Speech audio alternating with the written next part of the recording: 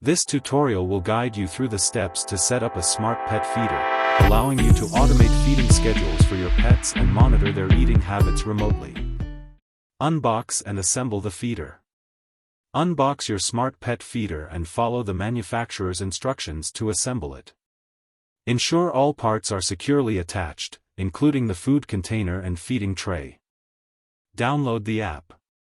Download the companion app for your smart pet feeder from the App Store or Google Play Store. Install the app on your smartphone or tablet. Connect the feeder to Wi-Fi. Open the app and follow the on-screen instructions to connect the feeder to your Wi-Fi network. Ensure your Wi-Fi signal is strong where the feeder is located to avoid connectivity issues. Set up feeding schedules. Use the app to set up feeding schedules based on your pet's needs. You can schedule multiple feeding times throughout the day and adjust portion sizes. Monitor and control. The app allows you to monitor your pet's feeding habits, receive notifications, and even feed your pet manually if needed. Some smart feeders include a camera so you can check in on your pet while you're away. You've successfully set up your smart pet feeder.